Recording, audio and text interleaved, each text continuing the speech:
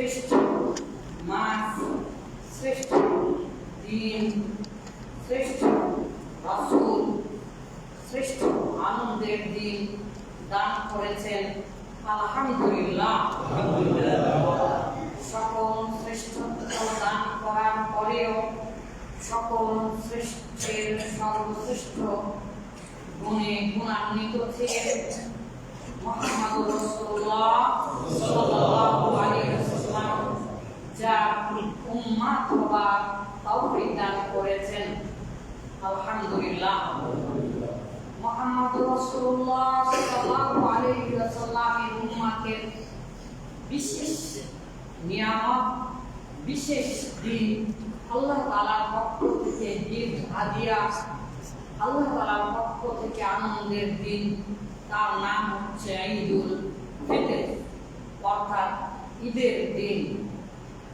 সম্মানিত দিনী ভাই, আজকে স্বভাবতই ঈদের দিন সম্পর্কে মহানবী সাল্লাল্লাহু আলাইহি ওয়াসাল্লামের হাদিস, মহানবী সাল্লাল্লাহু আলাইহি ওয়াসাল্লাম কি করতেন ইত্যাদি বিষয় খুবই সংক্ষিপ্ত আকারে শুধুমাত্র কোরআন এবং সহিহ হাদিসের উপরে নির্ভর করে আপনাদেরকে শোনানোর চেষ্টা করব।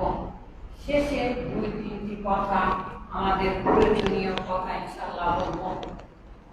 মহানবী সাল্লাল্লাহু আলাইহি ওয়াসাল্লাম 17 রমজান যখন বদর যুদ্ধে জয়ী হলেন, তখন একটি আনন্দ ছিল। সেই বছরে ফাতেমা রাদিয়াল্লাহু আনহার বিয়ে হয়েছিল। ফলে সব খুশি যেন একত্রিত হলো। মহান আল্লাহ তাআলা তখন আমাদের জন্য দুটি দিন নির্ধারণ করে দিয়েছেন। কিভাবে? হাদিস শুনে।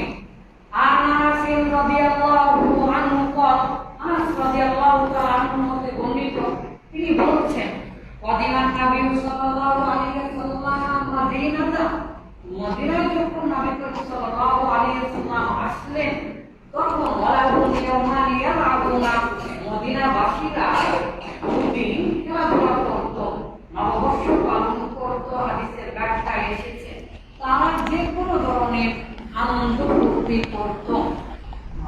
রাসূলুল্লাহ সাল্লাল্লাহু আলাইহি ওয়াসাল্লাম বললেন, মা হাযানুল ইয়াওমান, এই দুটি দিন কি? এই যে এরা নববর্ষ পালন করছে, এই যে এরা ঈদ পালন করছে, এই যে এরা আনন্দের দিন পালন করছে, এই দুটি দিন কি? মহানবী সাল্লাল্লাহু আলাইহি ওয়াসাল্লামকে সাহাবীরা বললেন, কুন্না নালআবু ফীহিমা ফিল জাহিলিয়াতি, বন্ধ করো, কুন্না নালআবু ফীহিমা ফিল জাহিলিয়াতি, আমরা এই দিনে ইয়া রাসূলুল্লাহ খেলাধুলা করতাম। জাহিলি যুগে, ইসলাম আসার পূর্বে এই দিনে খেলাধুলা করতাম। সকলেই কানটা খুলে রাখবেন, সকলেই মেনে নেবার এবং সহিহ হাদিসগুলো মেনে নেবার মনোমানসিকতা নিয়ে শুনবেন। সমস্ত বাংলাদেশ যেভাবে চলছে, সমস্ত পৃথিবী যেভাবে চলছে, যদি সহিহ হাদিসের সাথে না মিলে তাহলে কিন্তু সেটা করা যাবে না। সম্মানিত দিনী ভাই, কিছুক্ষণ আগে আপনারা কথা বলতে শুরু করেছিলেন মহানবী সাল্লাল্লাহু আলাইহি ওয়াসাল্লামের ঈদের দিনে কি করেছেন দেখেন, একটু পরে আলোচনা করছি। যে কোনো প্রকারের যদি কথা বলা হয়, আহ্বান করা হয়, ডাকা হয়, তাহলে সেটা বেদাত হবে। আমাদের 4-5 সহ জাতীয় ঈদগাহ, বাইতুল মুকাররম থেকে শুরু করে বাংলাদেশের জাতীয় ঈদগাহ শোলাকিয়া, বাংলাদেশের তার চাইতে বড় ঈদগাহ শুরু হচ্ছে দিনাজপুরে, শোলাকিয়ার চাইতে বড়। সকাল থেকে ক্লান্ত হয়ে যায়, ডাকতে মানুষ ক্লান্ত হয়ে যায়, বাধ্য হয়ে মোবাইল দিয়ে, অথবা আগের যুগে দেখেছি ছোট ওই যে ক্যাসেট দিয়ে মাইক বাজাতো, মানুষদেরকে ঈদের দিনে আহ্বান করত। একটা ঈদু মুন্সি অনেকেই আছে শুধু ঈদের দিনে নামাজ পড়ে, তাকে ডাকার জন্য মাইক দিয়ে ডাকাতে হবে। মহানবী সাল্লাল্লাহু আলাইহি ওয়াসাল্লাম বলেছেন, লা আযানা ওয়ালা ইকামাতা, কোনো আহ্বান নেই, কোনো ডাক নেই, কোনো আজান নেই, কোনো ডাক নেই, কোনো সালাত নেই, ঈদের পূর্বে কোনো সালাত নেই। ফতোয়া পরে দিব, আপনারা এতটুকুন বিশ্বাস রাখেন। ফতোয়ার কথা আলহামদুলিল্লাহ মহান আল্লাহ তাআলা আমাকে সেই সুযোগ দান করেছেন। পৃথিবীর অন্যতম যারা ফকিহ সালেহ আল ফাউজান, আব্দুল্লাহ জাহিম, আলহামদুলিল্লাহ তাদের আমি সরাসরি ছাত্র। বিশেষ করে আব্দুল্লাহ জাহিম 40 বছর ধরে মসজিদে নববীতে দার্স দিচ্ছেন, তার ছাত্র। তিনি আমাকে ফতোয়া দেবার অনুমতি দিয়েছেন। সমস্ত বাংলাদেশ নয়, সমস্ত পৃথিবীতে হাদিস পড়ানোর অনুমতি, লিখিত সার্টিফিকেট দিয়েছেন। মহানবী সাল্লাল্লাহু আলাইহি সাল্লামের কাছ থেকে সরাসরি 3টি হাদিস গ্রহণ করেছি। হতাশ হওয়ার কোনো কারণ নেই। আল্লাহ আপনি আমাকে ক্ষমা করুন, আপনাদের কথার প্রেক্ষিতে এটা বলছি। ফতোয়া আপনাদেরকে পরে দেব ইনশাআল্লাহ। কিছুক্ষণ আগেও ফতোয়া দিয়ে এসেছি, আপনাদেরকে প্রমাণ সহ দেখাবো। মহানবী সাল্লাল্লাহু আলাইহি সাল্লাম বললেন, এটা কি? এই যে হর হামেশা তামাশা ডেক বাজিয়ে এগুলো কি? মহানবী সাল্লাল্লাহু আলাইহি সাল্লাম বললেন, কদ আবাদালাকুমুল্লাহু বিহিমা। জিবরাইল আলাইহিস সালাম এসে মহানবী সাল্লাল্লাহু আলাইহি সাল্লামকে বলে দিলেন, কদ আবাদালাকুমুল্লাহু বিহিমা খায়রাম মিনহুমা। এই যে এই দুটা দিনের চাইতে উত্তম দিন আমি তোমাকে দান করলাম, উত্তম দিন আমি তোমাকে দান করলাম। কদ আবাদালাকুমুল্লাহু বিহিমা খায়রাম মিনহুমা ইয়াউমাল আযহা ওয়া ইয়াউমাল ফিতর। একটা হচ্ছে কুরবানির ঈদ, আর একটা হচ্ছে ঈদুল ফিতরের ঈদ। ঈদুল ফিতরের ঈদ, সম্মানিত দিনী ভাই, ঈদুল ফিতর এই ঈদ অন্য জাতির জন্য থাকলেও মহানবী সাল্লাল্লাহু আলাইহি সাল্লাম বলেছেন, ইন্না লিকুল্লি কওমিন ঈদান ওয়া হাযা ঈদুনা। পৃথিবীর প্রত্যেক জাতিরই রয়েছে ঈদ, তবে আমাদের মুসলিমদের ঈদ হচ্ছে এই যে ঈদুল ফিতরের দিন। এই যে ঈদুল ফিতরের দিন আমাদের স্বজাতি ভাই এর 12 মাসে 13 পার্বণ, 13 পূজা, 13টি ঈদ বলে খ্যাত। সেগুলো কথা বলতে চাচ্ছি না, শুধুমাত্র কোরআন এবং হাদিস থেকে শুনুন। তাহলে কোন ধরনের আনন্দ করা যাবে না? ইসলামে ঈদ দেওয়া হয়েছে নববর্ষ পালন, ইসলামে ঈদ দেওয়া হয়েছে অযথা আনন্দ, ইসলামে ঈদ দেওয়া হয়েছে অযথা গান বাজনা, অযথা খেলাধুলার পরিবর্তে মূলত ভাব গাম্ভীর্য, ইসলামিক রীতিনীতি, ইসলামিক কালচারে আনন্দ করার জন্য।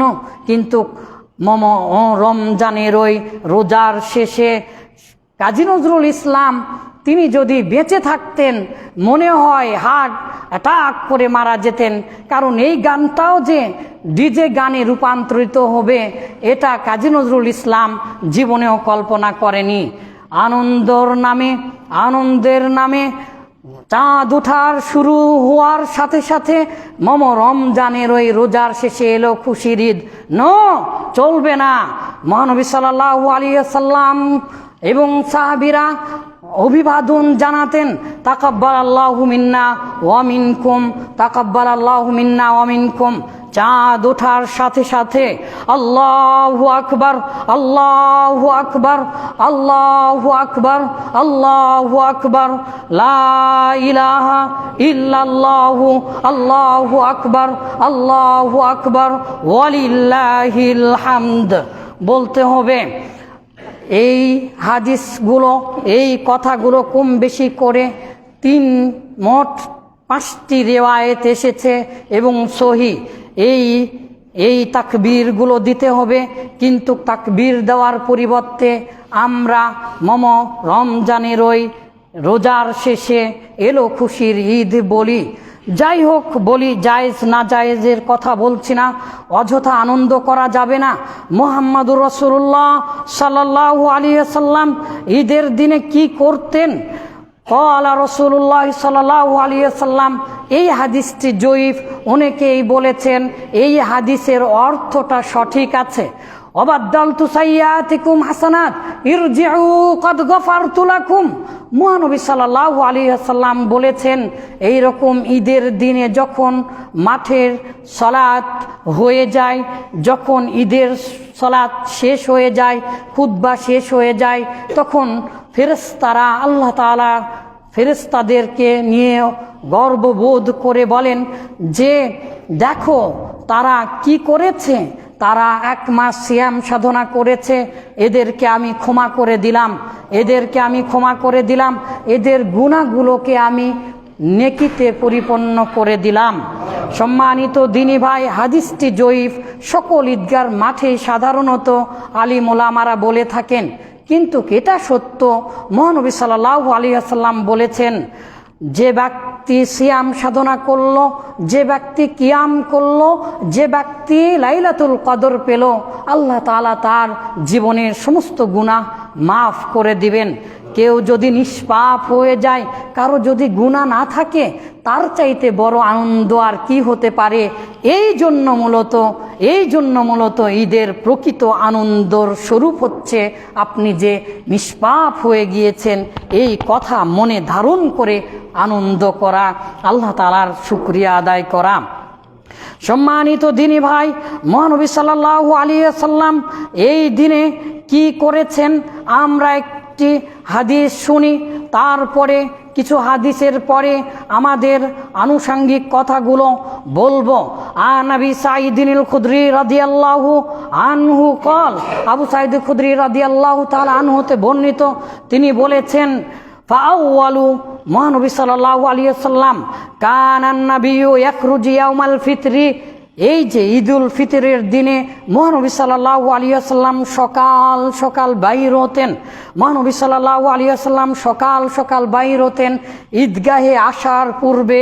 ওয়া আমারু বিহা আন ইউআদ্দা, আর মহানবী সাল্লাল্লাহু আলাইহি ওয়াসাল্লাম আদেশ দিয়ে গিয়েছেন যে যাকাতুল ফিতর আদায় করতে হবে, যেটা ফরজ কাজ আমরা আদায় করে যখন বাহির হচ্ছি, তখন আমরা তাকবীর পড়তে পড়তে বাহির হয়েছে, আলহামদুলিল্লাহ, আল্লাহু আকবার, আল্লাহু আকবার, লা ইলাহা ইল্লাল্লাহু, আল্লাহু আকবার, আল্লাহু আকবার, ওয়ালিল্লাহিল হামদ।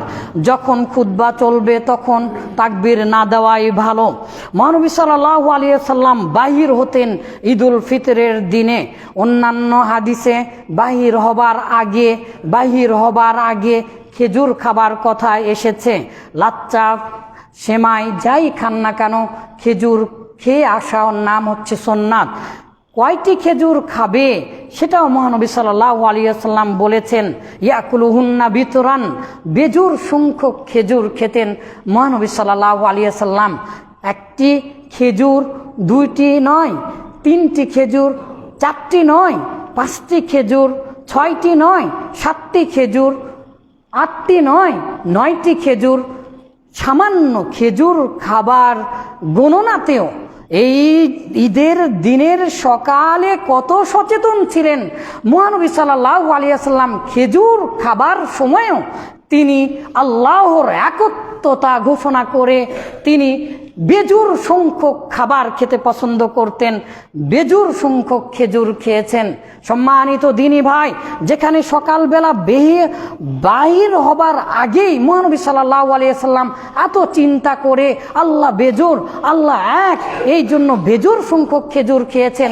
সেখানে সকালেরও আগে থেকে ঘুম ভেঙেছে, গরুরতে ওই কোপাকুপি করে কি যে বলে, সেগুলো শব্দ শুনে আল্লাহ ভালো জানেন তারা সালাত পড়েছেন কিনা, আমি বলছি না। মহানবী সাল্লাল্লাহু আলাইহি ওয়াসাল্লাম সর্বপ্রথমে যেটা করতেন, কারণ এই হাদিসগুলো শোনেন তারপরে ফতোয়াতে আসব, ওয়াল আযহা ইলাল মুসাল্লা, ঈদগাহের মাঠে যেতেন। ফাআওয়ালু শাইইন ইয়াবদাউ বিহিস সালাহ, আর তিনি সর্বপ্রথম সালাত আদায় করতেন। আলহামদুলিল্লাহ, আমরা সর্বপ্রথম সালাত আদায় করেছি, তাহলে আমরা হাদিস অনুপাতে আমল করেছি, আলহামদুলিল্লাহ। সুম্মা ইয়ানসারিফু, তারপরে ঘুরে দাঁড়াতেন। আলহামদুলিল্লাহ, আমি ঘুরে দাঁড়িয়েছি, হাদিসের সাথে প্রমাণ করে দিচ্ছি। এর ব্যতিক্রম যারা করবে তারা কোরআন এবং সহিহ হাদিস মোতাবেক আমল করবে না। সম্মানিত দিনী ভাই, ফায়াকুমু মুকাবিলান নাস, আর মানুষেরা বসে থাকতো। মহানবী সাল্লাল্লাহু আলাইহি ওয়াসাল্লাম মানুষদের সামনে দাঁড়াতেন। ওয়ান্নাসু জুলুসুন আলা সুফুফিহিম, মানুষেরা কাতারেই বসে থাকতো, মানুষেরা কাতারেই বসে থাকতো। তাহলে যারা উঠে যাচ্ছে অথবা যে সকল ঈদগাহের মাঠে উঠে যায় তারা মূলত সুন্নাত অনুযায়ী কাজ করছে না। ফায়াইযুহুম ওয়াইসিহিম, মহানবী সাল্লাল্লাহু আলাইহি ওয়াসাল্লাম ঈদের মাঠে প্রয়োজনীয় ওয়াজ করতেন, ওসিয়ত করতেন, নসিহা করতেন। মহিলাদের জন্য তিনি খুতবা দিতেন। মহানবী সাল্লাল্লাহু আলাইহি ওয়াসাল্লাম মহিলাদেরকে ঈদগাহের মাঠে আসার বিষয়ে এত বেশি জোর দিয়েছেন, পৃথিবীর আর কোনো ইবাদতে এই কথাগুলো মহানবী সাল্লাল্লাহু আলাইহি ওয়াসাল্লাম বলেননি। কেউ যদি অপবিত্র থাকে তাও সে যেন ঈদগাহের মাঠে যায়। কারো যদি রন্না না থাকে, কারো যদি খিমার না থাকে, তাও সে যেন কোনো বোনের রন্নায় জড়িয়ে আটো হয়ে ঈদগাহের মাঠে যায়। আপনি আপনার স্ত্রীকে, আপনি আপনার মেয়েকে এই ঈদের কেনাকাটার জন্য মার্কেটে নিয়ে যেতে পারছেন, আর ঈদগাহের মাঠে যেখানে রাসূল সাল্লাল্লাহু আলাইহি ওয়াসাল্লাম বললেন অপবিত্র থাকলে তারা যেন জামাতের কাতারে না দাঁড়ায়, সরে আসে, তারা যেন জামাতের কাতারে না দাঁড়ায়, সরে আসে, কিন্তু তারা যেন দোয়ায় অংশগ্রহণ করে। যদি রন্না না থাকে, ফরজে আইন ইসলামে মহিলাদেরকে, সকল পুরুষ মহিলা সবার, তো মহিলাদের জন্য ফরজে আইন যে সালাত পড়া যেমন ফরজে আইন, ঠিক তেমনি মহিলাদের ফরজে আইন হচ্ছে পর্দা করা। সেই পর্দার ব্যাঘাত হোক এমনটি নয়। যদি রন্না না থাকে, যদি পর্দা করার মতো চাদর না থাকে, অন্য মহিলার চাদরে জড়িয়ে, তাও আবার হায়েজ অবস্থায়, পৃথিবীর কোনো ইবাদতে এই কথাগুলো আর মহানবী সাল্লাল্লাহু আলাইহি ওয়াসাল্লাম বলেননি। তাহলে ঈদগাহের মাঠে মা বোনদেরকে নিয়ে আসার জন্য কত গুরুত্ব আরোপ করেছেন, কিন্তু আমরা মা বোনদেরকে যেখানে চাঁদে পাঠাই, মহাকাশে পাঠাচ্ছি, সেখানে আমাদের মা বোনদেরকে ধর্মের ক্ষেত্রে ঈদগাহের মাঠে যাওয়া তো দূরের কথা, মসজিদমুখী হলেই খবর আছে। কিভাবে শিখবে? মা বোন যদি না জানে, সন্তান ভালো ইসলামিক জ্ঞানী হতে পারবে না। মহানবী সাল্লাল্লাহু আলাইহি ওয়াসাল্লাম মহিলাদের কাছে যে বিভিন্ন কথা বলতেন। এবারে আসি, যেহেতু আমাদের জরুরি কিছু কাজ আছে, সেই কাজের কথাগুলো বলি। মহানবী সাল্লাল্লাহু আলাইহি ওয়াসাল্লাম এই ঈদের মাঠে যা করতেন, সলাতের পরে যদি কুরবানি ঈদ হতো, তাহলে মহানবী সাল্লাল্লাহু আলাইহি ওয়াসাল্লাম সর্বপ্রথম যে কাজটি করতেন সেটা হচ্ছে যেই কুরবানি করতেন।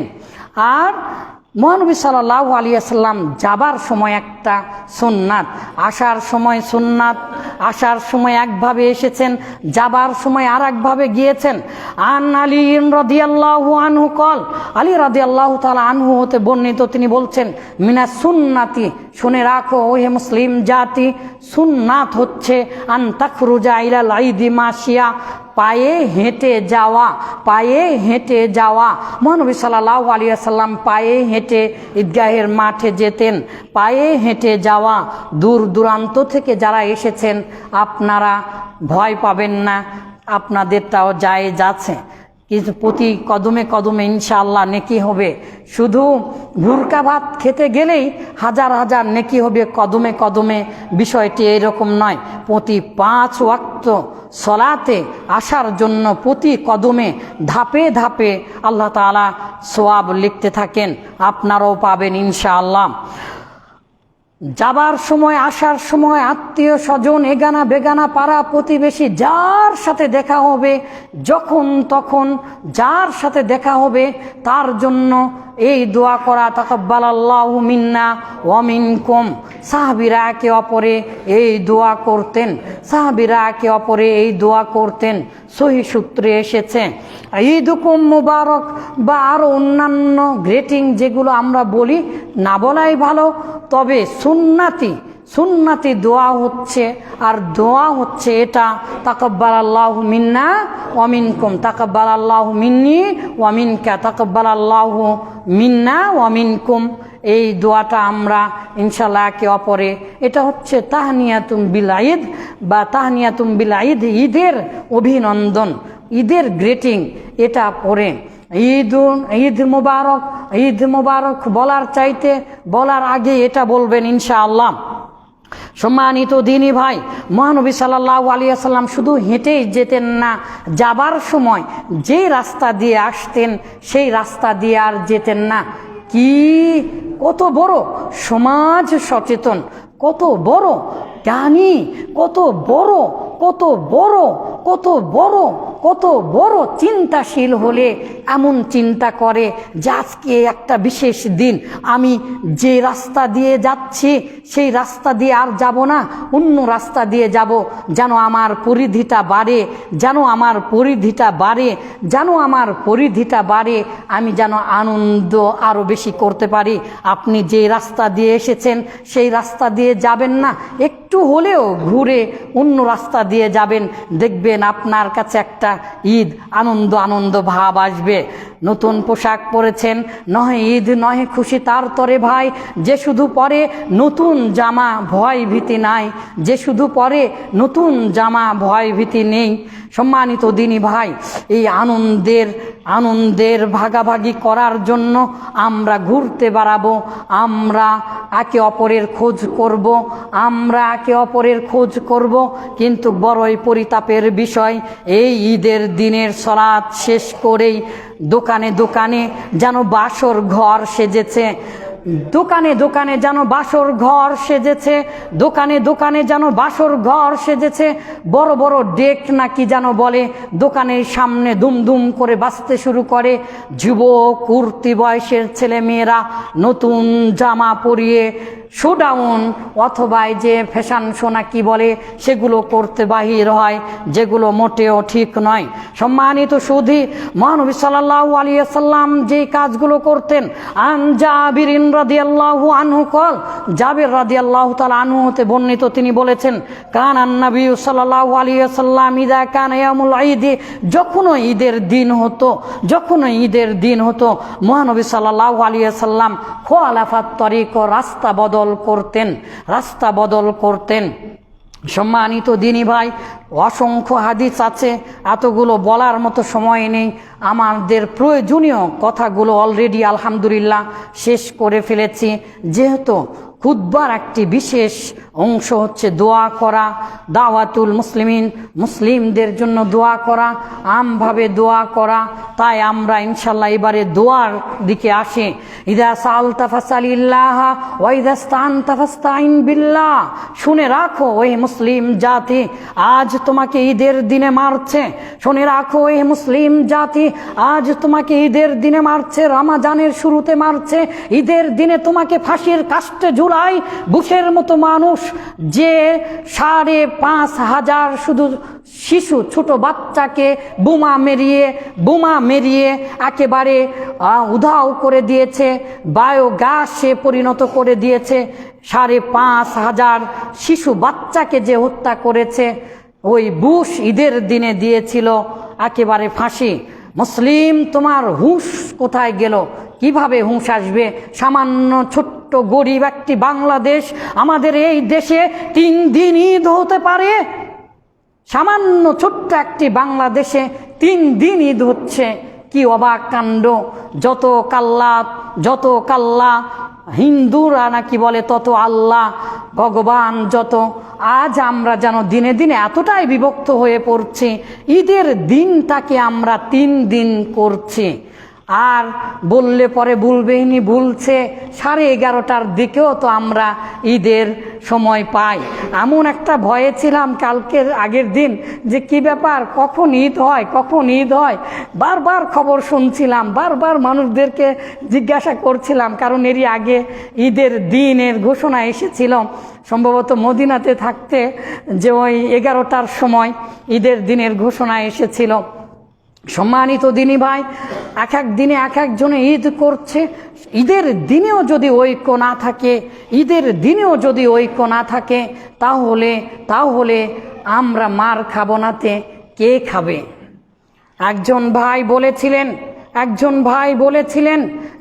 ভাই বলেছিলেন মুসলিম যতদিন পর্যন্ত না একতাবদ্ধ হবে ততদিন পর্যন্ত মুসলিমের উপরে রহমত করা হবে না, ততদিন পর্যন্ত মুসলিমেরা মার খাতেই থাকবে। আসুন আমরা সংবিধান রচনা করি নয়, আমাদের সংবিধান আছে, তার উপরে ভিত্তি করে আমরা একতাবদ্ধ হই। আর আমাদের সংবিধানের নাম হচ্ছে কোরআন এবং সহিহ হাদিস। কোরআন এবং সহিহ হাদিস পাবার সাথে সাথে আমরা নিঃস্বার্থভাবে আমরা সেটা মেনে নেই, তাহলে দেখবেন আমাদের উপরে শান্তি এসেছে। হে আল্লাহ, আপনি আমাদেরকে রক্ষা করুন। আল্লাহুম্মা আইজিল ইসলাম ওয়াল মুসলিমিন ওয়া আযিল্লাশ শিরকা ওয়াল মুশরিকিন ওয়া দাম্মির আ'দা'আদ-দ্বীন। আল্লাহুম্মা ইখওয়ানানাল মুস্তাযআফিন, ইখওয়ানানাল মুসলিমিন ফি ফিলিস্তিন, ফি ইরাক ওয়া ইরান ওয়া আফগানিস্তান ওয়া সুরিয়া ওয়া লেবানন ওয়া জর্ডান ওয়া ফি কুল্লি মাকান। ইয়া আল্লাহ, ইয়া শাফি আল আমরাজ, আল্লাহুম্মা শফি মারাদানা ওয়া মারিদানা ওয়া মারদাল মুসলিমিন, ইয়া হাল্লাল আল মুশকিলাত, আল্লাহুম্মা ইরফা' কারবাতানা, ইয়া শাফি আল আমরাজ ইশফা, আল্লাহুম্মা শফি, ইয়া শাফি আল আমরাজ, ইয়া হাল্লাল আল মুশকিলাত। হে আল্লাহ, আমরা বড় অসহায়, আপনি আমাদেরকে সাহায্য করুন। হে আল্লাহ, আমরা যারা অসুস্থ আছি আপনি আমাদেরকে সুস্থতা দান করুন। হে আল্লাহ, আমরা যারা একেবারে হতাশ হয়ে পড়েছি আমাদেরকে এই কথা স্মরণ করে দিন যে আল্লাহ তাআলা বলেছেন, শোনো, যখনই যা কিছু চাইবে শুধুমাত্র আল্লাহ তাআলার কাছেই চাও, যখনই যা কিছু চাইবে শুধুমাত্র আল্লাহ তাআলার কাছেই চাও। সমস্ত পৃথিবীর মানুষ যদি তোমার ক্ষতি করতে চায়, বিন্দু পরিমাণও ক্ষতি করতে পারবে না। সমস্ত পৃথিবীর মানুষ যদি তোমার উপকার করতে চায়, বিন্দু পরিমাণও উপকার করতে পারবে না। আল্লাহ, এই কথাটা আমাদের অন্তরে একেবারে বসিয়ে দিয়ে শুধুমাত্র আপনার কাছেই যেন আমরা সর্বদাই সকল কাজে ধন্যা ধরি, আপনারই মুখাপেক্ষী হয়। আমাদেরকে এমন তাকওয়াশীল, এমন ইমানদার বানিয়ে দিন। আল্লাহুম্মা আমিন। হে আল্লাহ, অসংখ্য মানুষ এসেছেন, দূর দূরান্ত থেকে দিনী ভাই এসেছেন, যার যা সমস্যা সেটাকে আপনি দূর করে দিন। আমাদের রিজিকে প্রশস্ততা দান করুন, আমাদের রিজিকে হালাল রুজি বৃদ্ধি করে দিন। হে আল্লাহ, আপনার কাছে সর্বশেষ ফরিয়াদ, আমরা যেন ইমানের হালতে আপনার মধুমাখা কালিমা লা ইলাহা ইল্লাল্লাহ বলতে বলতে মারা যায়। আল্লাহু আকবার, আল্লাহু আকবার, আল্লাহু আকবার, আল্লাহু আকবার, লা ইলাহা ইল্লাল্লাহ, আল্লাহু আকবার, আল্লাহু আকবার, ওয়ালিল্লাহিল হামদ, আলহামদুলিল্লাহি কাসীরা, সুবহানাল্লাহি বুকরাতান ওয়া আসীলা, আল্লাহু আকবার, আল্লাহু আকবার, লা ইলাহা ইল্লাল্লাহ, আল্লাহু আকবার, আল্লাহু আকবার, ওয়ালিল্লাহিল হামদ। ঈদের দিনে মহানবী সাল্লাল্লাহু আলাইহি ওয়াসাল্লাম সর্বশেষ যেই কাজটি করতেন সেটা হচ্ছে দানের কথা মহানবী সাল্লাল্লাহু আলাইহি ওয়াসাল্লাম বলতেন। বিশেষ করে মা বোনদের কাছে যে দানের কথা বলতেন, ইউবিনা রাআইতুহুন্না ইউবিনা ইলা হুলুকিহিন্না, হাদিসে এসেছে আল্লাহ রাসূল সাল্লাল্লাহু আলাইহি ওয়াসাল্লাম এত সুন্দর করে দানের কথা বলতেন, মানুষের মন এত নরম হয়ে যেত। হাদিস বর্ণনাকারী বলছেন যে মহিলারা তাদের গলার হার, সোনার কানের জিনিস খুলে খুলে, বেলাল ছোট ছিল, বেলালের ঝুড়িতে বা জামাই ফেলে দিত। হয়তোবা আমাদের ওই রকম ইমান আছে কিনা জানি না, আপনাদের গলার হার না দিতে বললেও আপনারা আপনাদের সাধ্য অনুপাতে ইনশাআল্লাহ এই পবিত্র দিনে, আনন্দের দিনে ইনশাআল্লাহ আমরা যে যা পারি তাই দান করব। সর্বশেষ আপনার আনন্দটাকে ভাগ করে নিন, মানুষের মাঝে বিলিয়ে দিন। ইসলাম এসেছে মানবতার জন্য। হে আল্লাহ, এই ঈদের আনন্দকে কবুল করুন, আমাদের প্রার্থনা, আমাদের ইবাদত, সালাত সব কিছু কবুল করুন। হে আল্লাহ, আপনি আমাদেরকে ওই তৌফিক দান করুন যেভাবে আপনার হুকুম এবং নবীর তরিকা মতো চললে আপনি খুশি হয়ে আমাদেরকে জান্নাতুল ফেরদাউস দান করবেন। আল্লাহুম্মা আমিন। সুবহানা রাব্বিকা রাব্বিল ইজ্জাতি আম্মা ইয়াসিফুন ওয়া সালামুন আলাল মুরসালিন ওয়াল হামদুলিল্লাহি রাব্বিল আলামিন।